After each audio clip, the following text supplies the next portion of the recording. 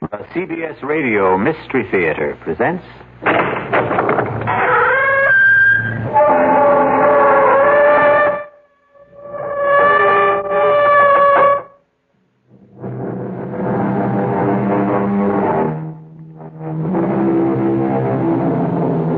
Come in. Welcome. I'm E.G. Marshall. Welcome to the fear you can hear. Welcome to the world of terrifying imagination. It gives me a fiendish delight to invite you on a very unusual expedition. For in our tale to come, we are going to travel not to distant shores, not to outer space, but instead backwards in time. Time as the archaeologist knows it. The depths of time. Strange thing about archaeology, it seeks to understand life by the study of death. Can we try to uncover the rest of the body, Professor? Of course. Jimmy, get the 3 or 4 fellows to help you, and do it carefully. There's no way of telling the body's position. Sure thing, Professor. Oh, this is awful. What are we going to do? Don't worry. Ancient bodies are your specialty. Fresh ones are mine. But how do you know it's murder? You surprise me. A suicide may dig her own grave, but you'd hardly expect her to pull the dirt in after her.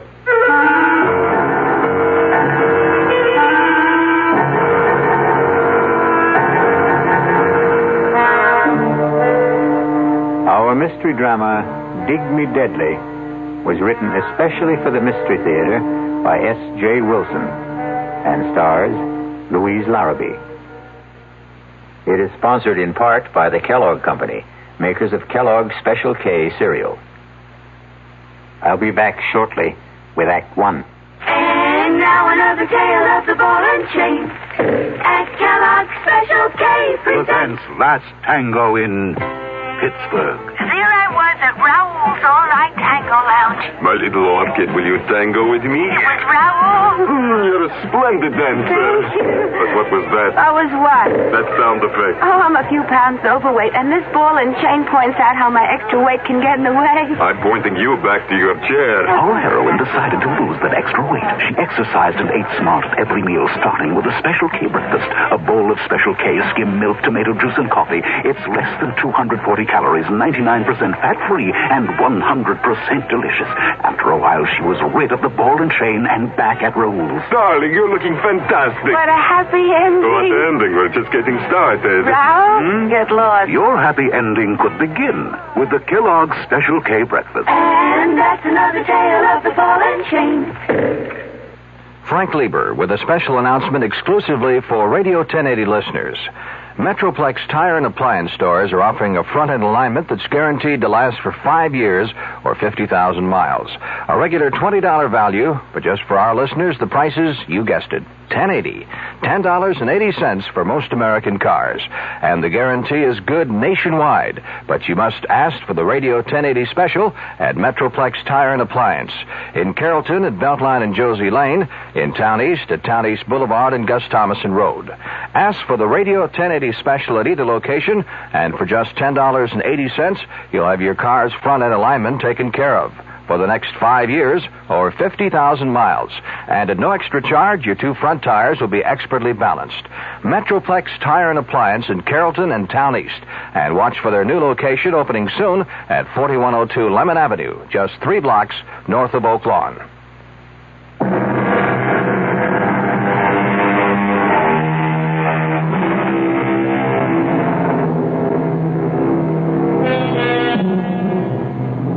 And I know that death is no respecter of time.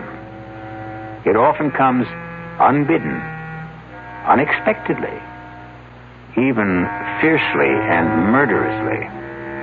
So, get your pith helmets, your sunglasses, your axes, shovels, and all the other paraphernalia you will need to join us in Dig Me Deadly. Young man, why aren't we on a road? Why do we have to cross the desert? Because it's the fastest way to where we're going, Detective Scrubshaw. Not Scrubshaw, Trubshaw. Trubshaw. Detective Claudia Trubshaw. And I bet your last toothpick, which I wish you'd take out of your mouth, that we're really crossing the Rocky Mountains. They're in Colorado. This is Arizona. I know it's Arizona, Sheriff Wiley. It's where I came to spend my vacation with my sister before you showed up with all your hornswoggling. Oh, ma'am, I did no such thing. Now, what else would you call it? I came here to get away from L.A. and all that smog and to breathe in the pure, fresh, clean air of Tucson. Now, thanks to you, I've got more sand in my mouth than the whole Sonora Desert. That's Mexico. This is Arizona. I've got news for you. It's left Mexico and settled in my lungs. Now, do you mean to tell me that in the entire state of Arizona there isn't a police officer, anybody who can cover this case, that you had to drag me into this no-woman's land? Those are my orders, ma'am. But why would my boss in Los Angeles assign me to an Arizona case? Well, I guess he knew you were in the neighborhood. That makes as much sense as kissing one of those cactuses. They're called saguaros. Now stop changing the subject. Now will you tell me where we are going? Like I said, west of Naco. Good for you. You have advanced to the next plateau. And why are we going there? Because that's where they're digging. Superb. Now, who are they? The kids that are digging. Wiley, did you ever have your IQ tested? Not since I know. Well, don't. It's probably lower than Death Valley. And I know that's in California. Now, why are they digging? For dead bodies, I think. Stop this car at once. Well, what's wrong, Detective? Now, I'm not riding another minute until you tell me what this is all about. Well, what more do you want to know? Why I'm sitting in this rolling junk heap on my way to West Naco or wherever. Well, there are these kids there. What kids? These kids from some school near L.A. Every summer they come, and they dig up things. They're supposed to be real old. In other words, students working on an archaeological dig. Never could pronounce that word. Forget the pronunciation. Just try and make some sense. Well, a few days ago, I am sitting in the sheriff's office when this here girl comes by. Excuse me. Sure, miss. Come on in.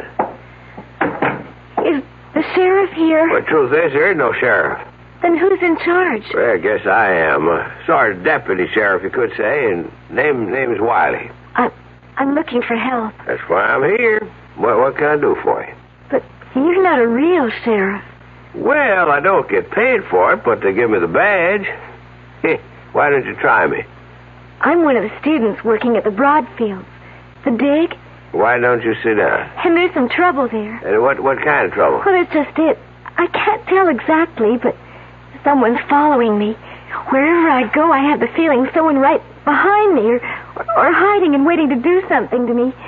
Something terrible. Isn't there anyone in charge? Well, Professor Wilkerson, but he says I'm imagining things. Well, now, have you ever really seen anyone following you? No, but only the other day someone went through my bureau and my luggage. And are they messing? No, but things were all messed up. Now, what's your name? Rogers.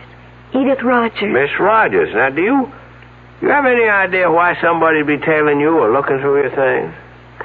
I think someone's trying to kill me. Kill you? Hey, that's serious. Why would anyone want to do that? Because they're afraid of me, scared of what I could do.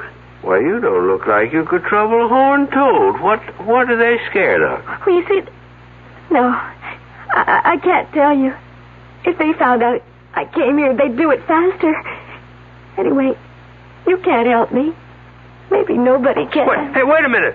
Wait there.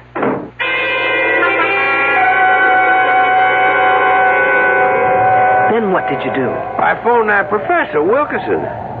Say, Detective, can we get this thing going again? All right, but only as long as you tell me everything you know. Well, I called up that professor, and I told him about it. And he said that it was the girl's first summer there, and that working in the hot sun and seeing all those graves and skeletons was something she just wasn't used to. Then he said he'd take care of it and for me not to worry. Well, now, at first I thought I'd better leave well enough alone, except that the whole thing just kept a-pecking at me. So, couple days later, I dropped by the Broadfield spread and was told by a girl who roomed with this Edith Rogers that this Edith Rogers here, she had left. Did she say when? I didn't ask. Did she say how or why? Dawn, I didn't ask that either. Were her clothes and luggage gone? Gosh, I didn't think to ask that neither. Then how come you thought to ask for me? Well, I called this friend of my father's who is Assistant Deputy Chief of Police. Say no more. You called my boss, Morgan. In other words, this isn't an official assignment, is it? Well, he told me you were in Tucson and to speak to you. And dragging me through this sand heap is your idea of speaking to me. Wiley, if I admit something to you, will you promise never to tell anyone? Sure thing, Detective. I know of only one person who's a bigger fool than you. Who'd that be? Me.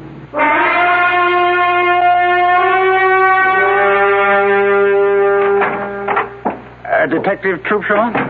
I'm Julian Wilkerson.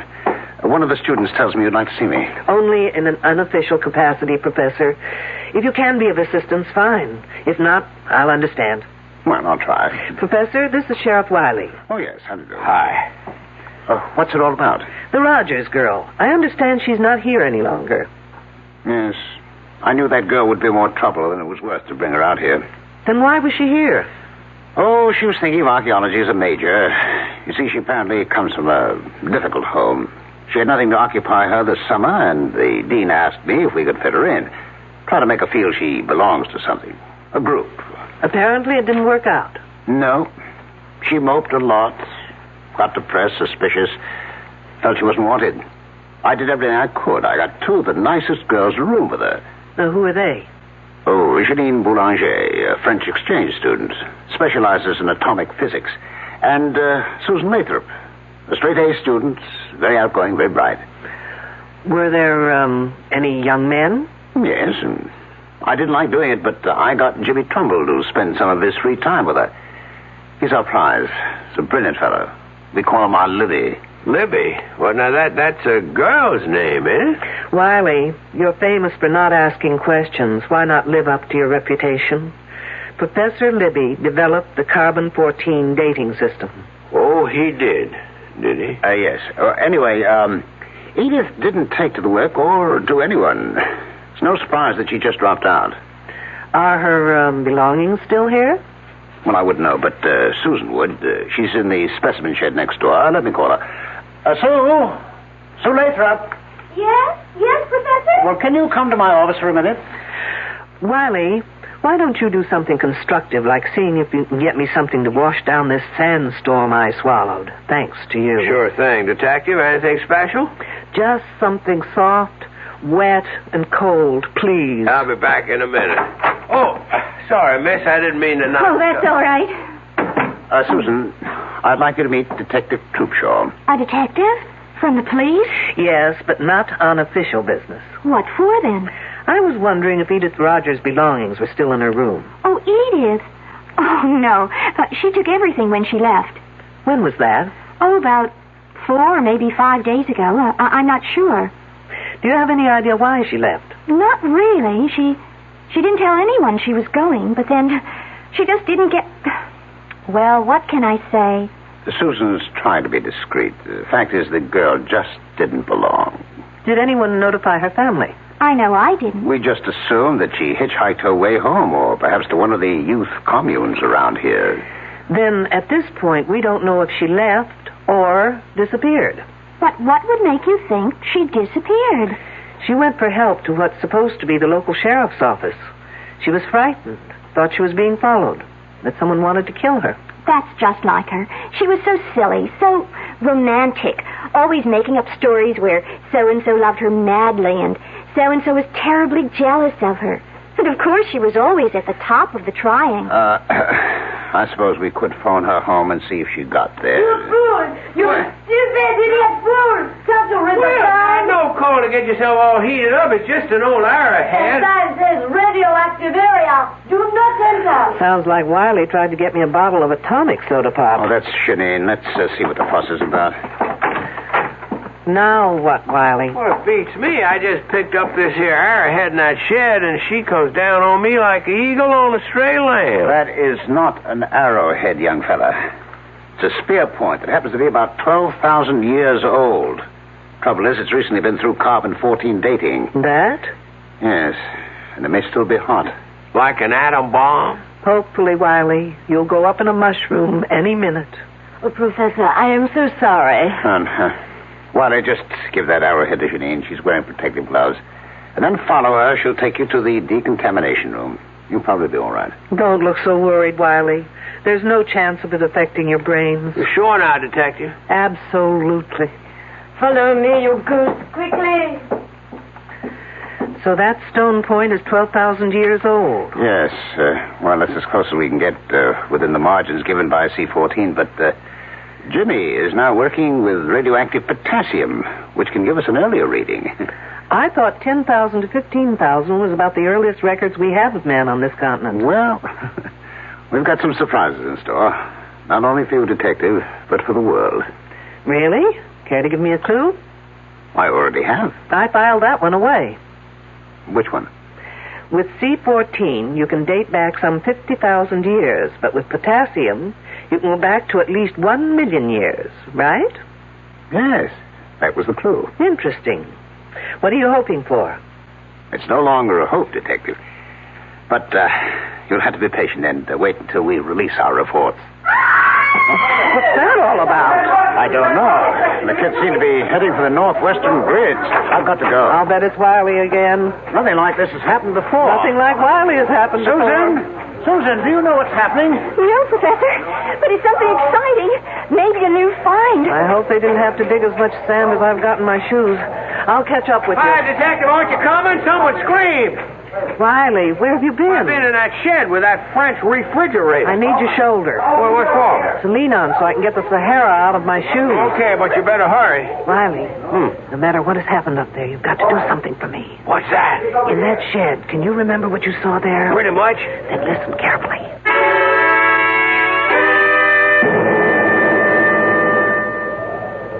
Oh, bon Dieu, it's a woman's hand. And I know whose it is. By the ring. The silver band. Well, whose is it? Edith Rogers. Oh.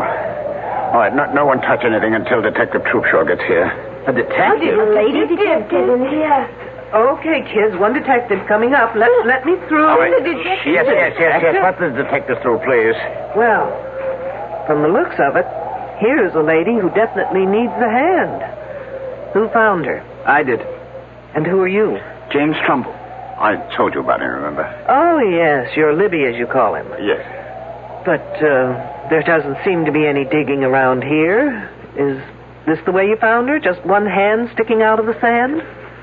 No. I was on my way to the datum point to figure out what the next grid would be when I passed this place and noticed that someone had been digging around here.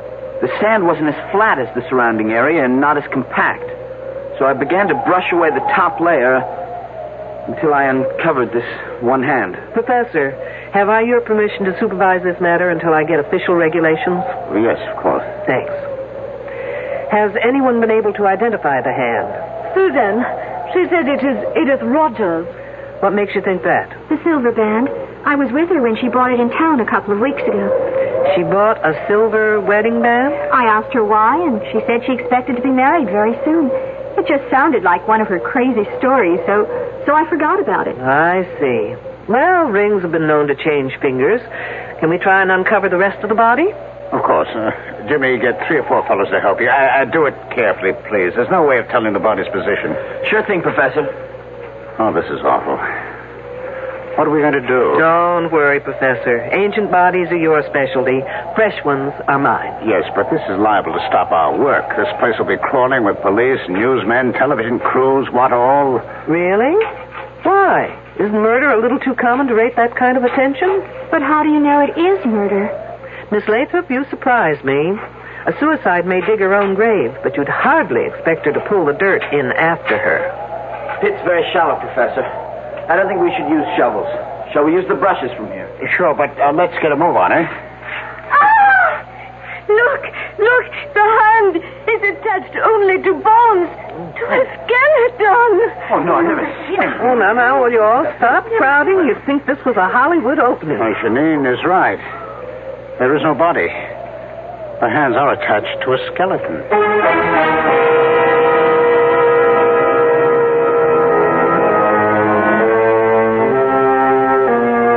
Fully fleshed hands attached to a body that is nothing more than bones. A skeleton. You know, Mother Earth is very miserly about giving up her secrets. But little by little, man has dug them out of her. But never before has there been this kind of puzzle, in which the hands belong to the present and the body to the past. We'll be back shortly with Act Two. Hi, I'm Hal Linden. There's a lot of talk these days about America's energy crisis.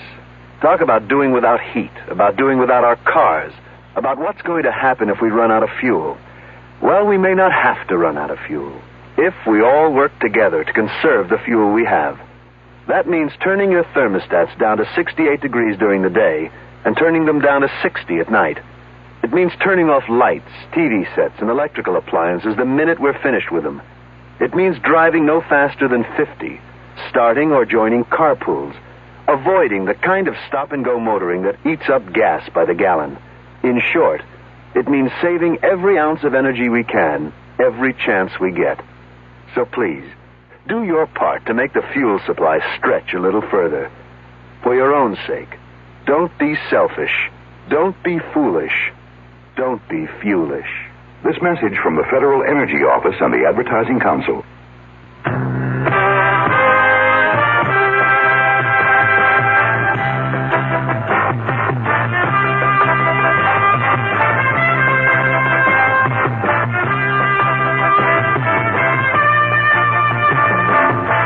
You don't just make a profit in the beef business.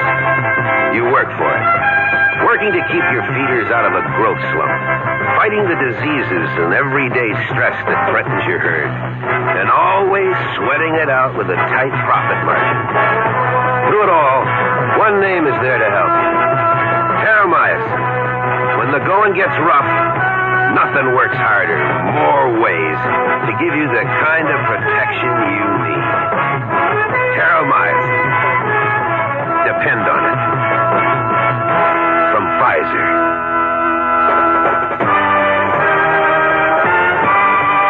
More for growth and health.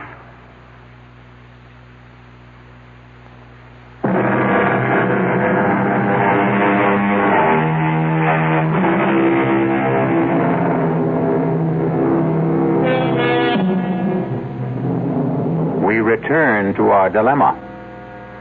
The question is, what is a bunch of young, bright college students going to do about a body that has fully fleshed hands attached to the bones of a skeleton? And what is our lady detective, Claudia Troopshaw, going to do with this seemingly improbable corpse? Yes, Captain. You've got to tell me under whose jurisdiction this case belongs. No, there is no local police department. The hands may be the Roger girls, but the body, wait till you get this, it's a skeleton, and the professor tells me it's over 2,500 years old. Stop yelling. I know it sounds crazy, but they just did a C14 test on one of the bones, and that's the result. 2,500 years old. But not the hands. Whose case is it, I want to know? Mine? Why mine? Well, will you get in touch with the FBI at once? No, I can't use anyone here to help me that's already here. Why not? Because they're all under suspicion, that's why not. Lunkhead.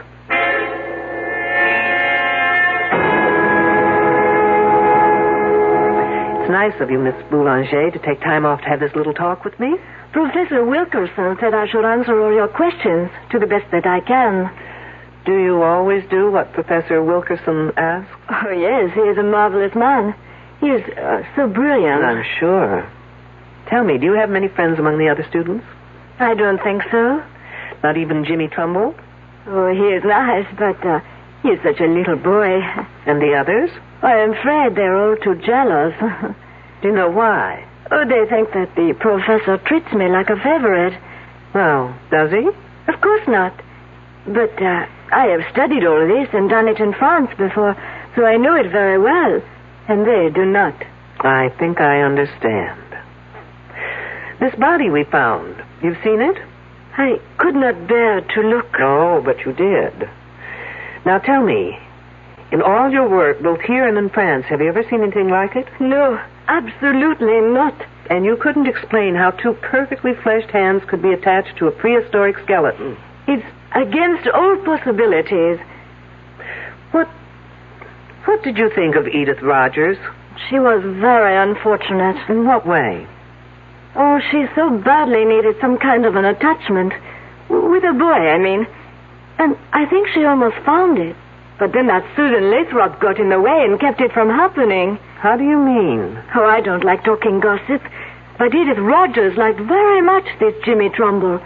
But that Susan, who blows hot one day and cold the next, makes up her mind that Jimmy is her property. And she says to that Rogers girl she should stay off her property. Anything else, Janine? No. That is all. Thank you. You've been very helpful.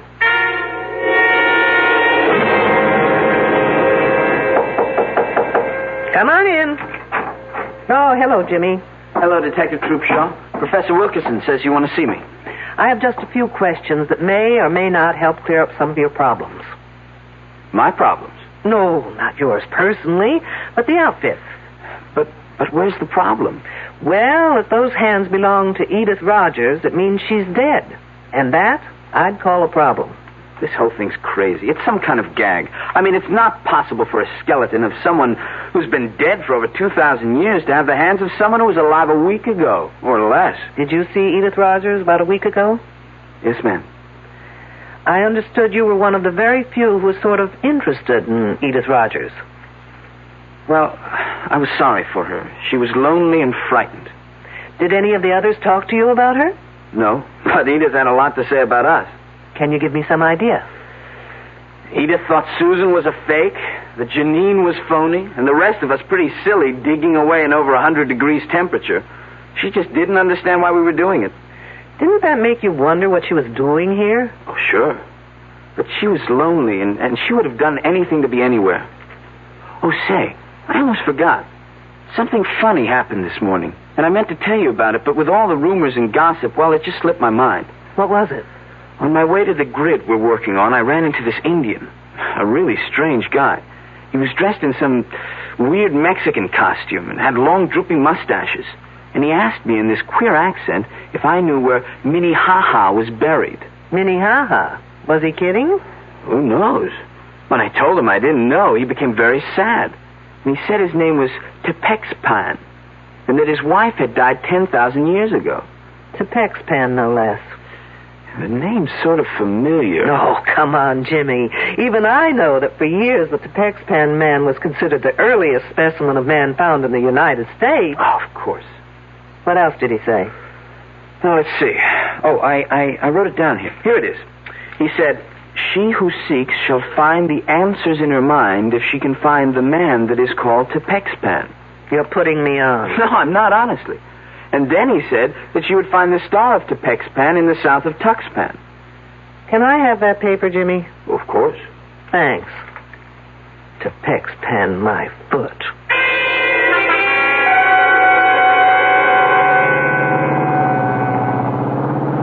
Wiley must be a genius to be able to drive this kidney buster. I can just about manage to keep the wheels straight. Now, where am I? Tuxpan. Ah, here it is, Tuxpan Avenue. Now turn south. How am I supposed to find the building? The Star of Tuxpan. Ah, lo and behold, a building with a star over the door.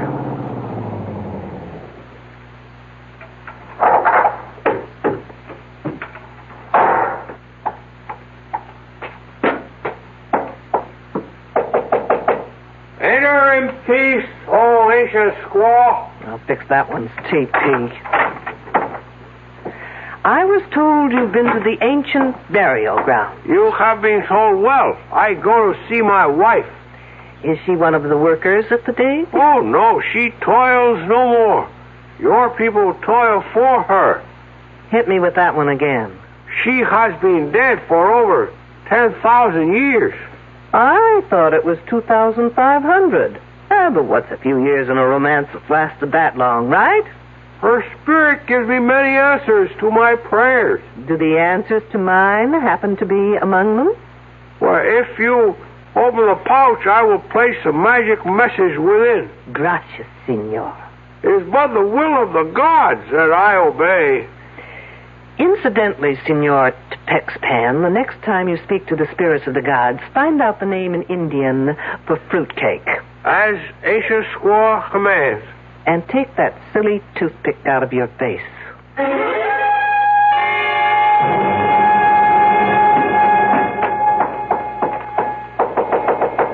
Who's there?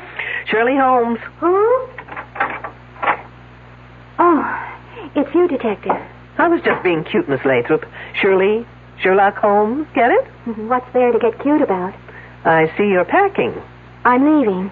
I'm sorry, Miss Lathrop, but you're not going anywhere. Why not? Because everyone stays put until I get the answers to a thing or two. Such as?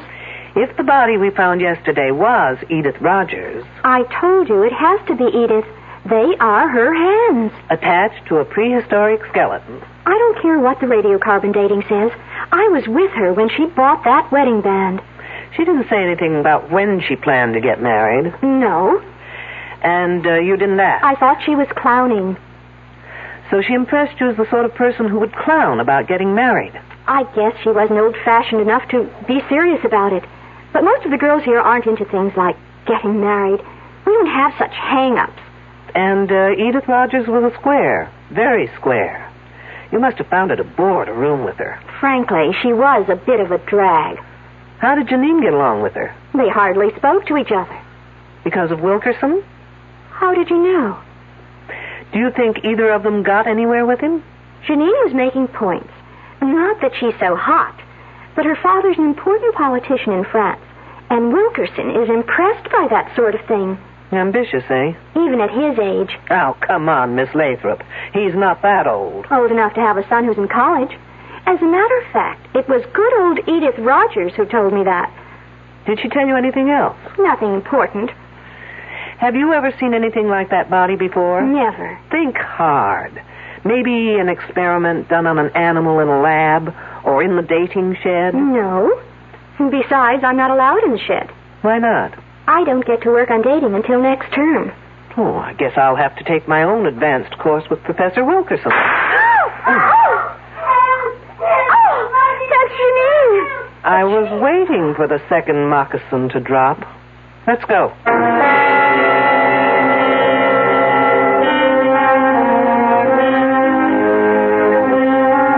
It is written in the book of Proverbs, and wisely, I believe, that whoso diggeth a pit shall fall therein.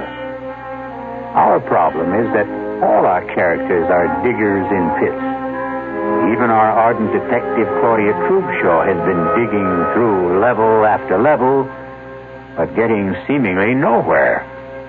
I'll be back shortly with Act 3.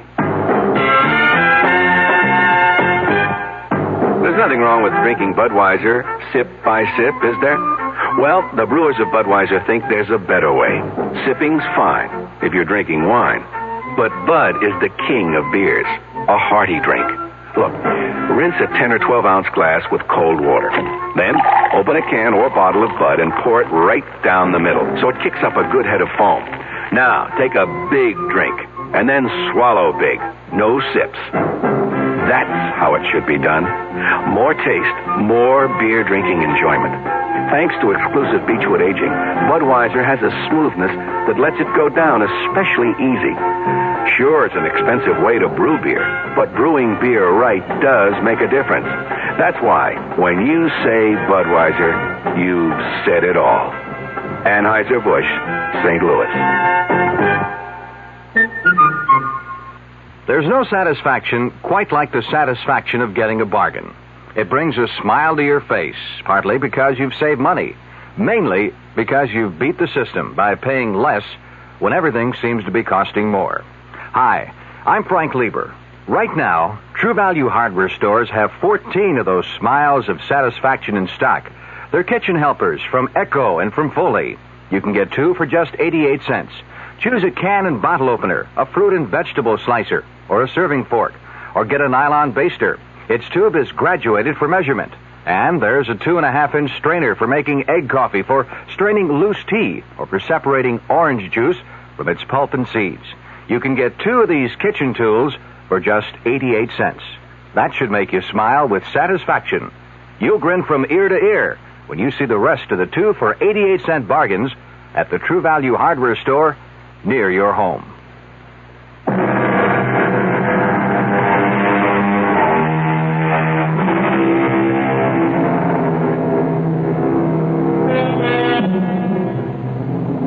Realize that the gunshot we heard at the end of the second act was the first time anyone has used a conventional weapon in our story? Well, gunshots may not only be used to signify someone's end, they may also be fired to start something. Isn't that typical of a woman?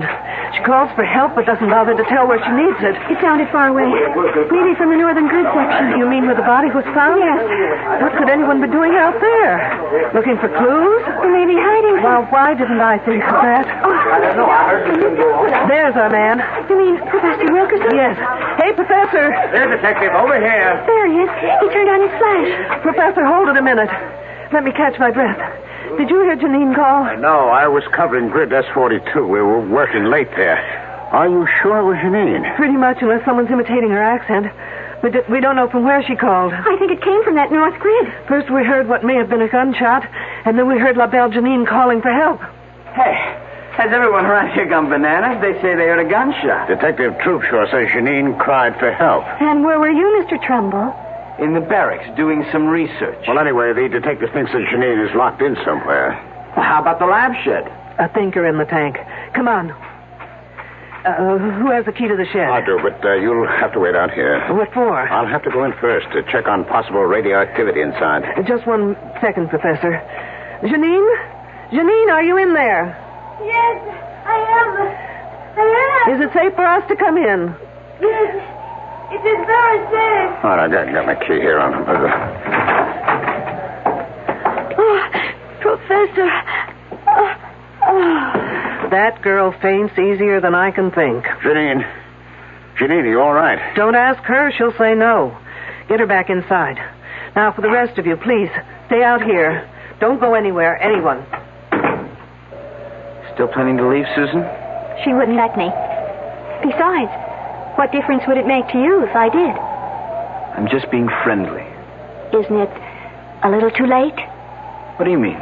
Well, now that Edith Rogers is dead, do you think I'd be waiting around to catch you on the rebound? Oh, look, I was just being kind to her. Kind? Isn't there a phrase about someone being killed with kindness? What are you getting at? Now listen, James Trumbull. Because Edith Rogers was a fool doesn't mean all girls are. No one ever said you were. Look, the only reason I took her out a couple of times was because the professor asked me to. Aren't you the obedient student? What professors say, Jimmy do. I don't know how else I can convince you. You can't. And if I were you, I wouldn't try. Look, you can count on my being fair and keeping quiet. I'm not out for revenge. But I'm also not about to stick my neck out for anyone, including you. I still don't know what you're getting at. I'm getting at who killed Edith Rogers.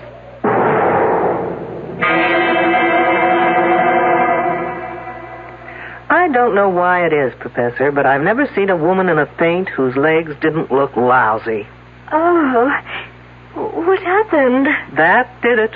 It always does. Janine. I don't want to interrupt, but like a good archaeologist, would someone please get to the bones of the matter? I'm speaking as fast as I know. I heard a noise at the window. What kind of noise? The window was opening. Wasn't it locked? It's always locked. So I went to see what could be happening, and already there was this man climbing inside. What was he like? He was an old Indian man with long mustaches.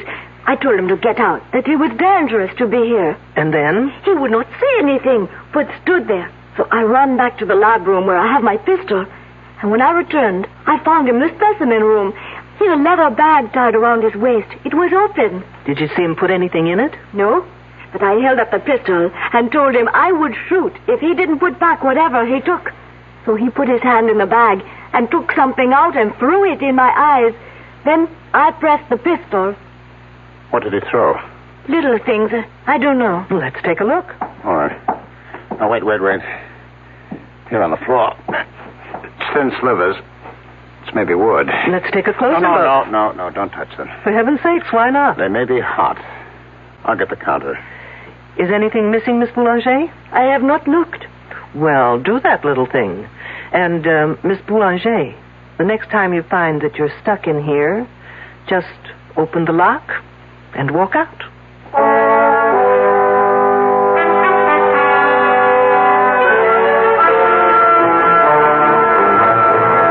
Okay, folks, time has come to stop playing games.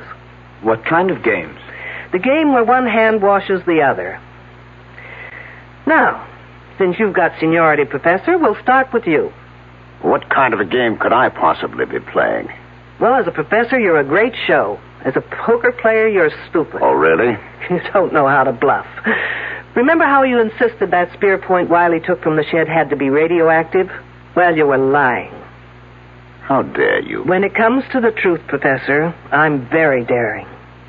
That spear point was in perfect condition. If it had been dated, a piece of it would have had to be missing. How could you know that? What do you think they teach us at the police academy? Home economics? Now, putting it simply, the less carbon-14 in an object, the older it is, right? That is correct. And the older, the more valuable. Sure, that's what we're here for. To find evidence leading back to the first human being in America. And when you can't find it? Well, then you can fake it, can't you? What do you mean, Detective? There's no dating equipment in that shed. You are preposterous. Wait till you hear how preposterous I really am. Only 2 people have been allowed in that shed. You and Miss Boulanger. Yes, those are the rules. Well, a certain friend of mine broke those rules. Senor Tepexpan, if you please. Spencer, how about that? Now, if you'll just get rid of those tired handlebars from under your nose. Glad to. They sure itch. Wiley. You're serious? The one who asked me questions about Edith. Right. And he got into that shed not to take things, but to return them. Didn't you, Wiley? I sure did. But, what did you take that had to be put back? That old spear point and the nozzle on that machine. The head? The bombarding head? And I took them both to Tucson to have the experts there take a look at them. And they confirmed my best suspicions. Professor Wilkerson, you and Miss Boulanger were faking your specimens, making them older. That's one accusation I won't buy. You can always return it for credit when I open that department. Meanwhile, you were bombarding those specimens repeatedly, trying to get them to date more than 50,000 years. Professor, did you do that? I just can't believe it. Why not, Trumbull? You invented the machine. Well, only by accident. It was a fluke. And you told your esteemed professor about that fluke, and he told you to keep it under wraps. Yes, I did keep it under wraps. I never wrote a paper. Well, how'd they know about it in Tucson? Well, I sent them a report, but only for their opinion. Trumbull, you're a damn fool. You know, Professor, you're just plain not nice. Here we girls spend fortunes trying to keep young, while you try to make a fortune aging us. Which brings me to Edith Rogers. Of those present, only Wilkerson, Trumbull, and Miss Boulanger knew how to operate that machine. Oh, no, wait. They ought to be arrested at once. You'd like that, Miss Lathrop, wouldn't you? It leaves your hands clean, so to speak. Now, listen, Detective, I had no reason. Getting her pregnant and being blackmailed to marry her isn't a reason? Come off, Professor. He did? The professor? Surprised, aren't you, Miss Lathrop? But why would I want to hurt that Edith Rogers?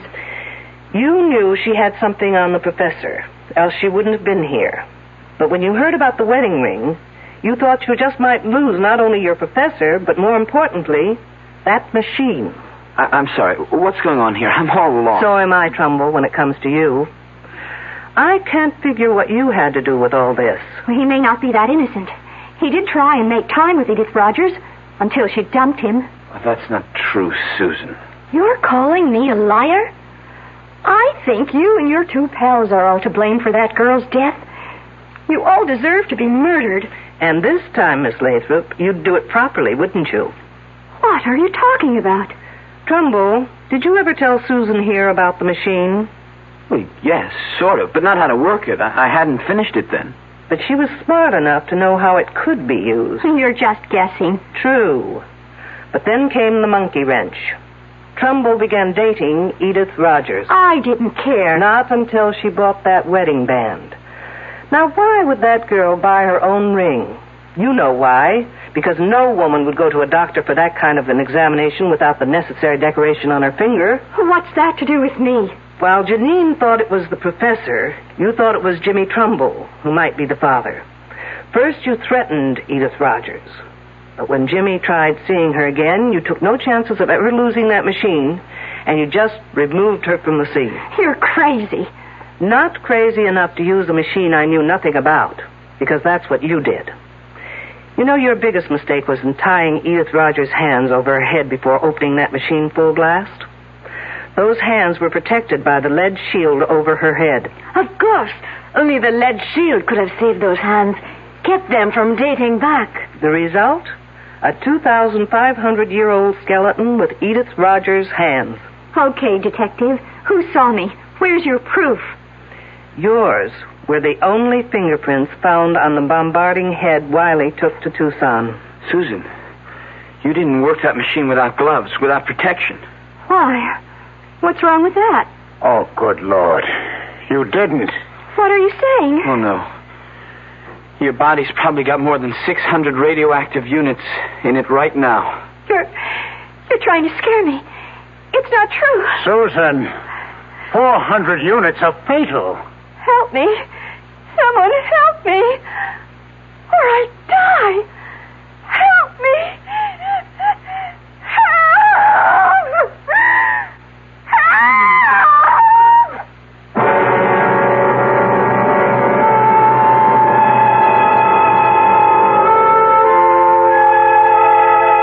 Obviously, Miss Susan Lathrop got a dose of the same medicine she gave Edith Rogers. Except in her case, its effects will be much slower and very much more painful. Sad. Very sad. But it will save the state a great deal of money. I'll be back shortly. Well, it's all right to tell one lie, isn't it? You can't. Then how about lying just a little bit? Not a little bit. You mean you can never lie? Never. Well, why not? Because when you tell a lie, yeah, it gets dark inside your heart. You mean that just one lie will make your heart dark? It makes you sad, too.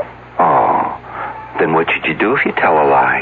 Well, you just say I'm sorry. And then what? Then the light goes inside your heart. Oh, the light goes on? Yeah. Oh, a light doesn't really go on in your heart, does it? Yes, it does. Well, how do you know? Because the light in your heart will shine in your eyes. Oh. And then you'll be happy. I wonder why people tell lies. I wonder why, too. From the Franciscans, with love.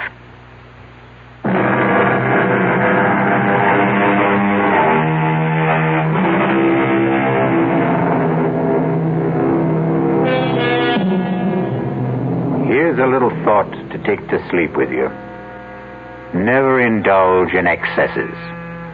Eat moderately, drink moderately, and murder moderately.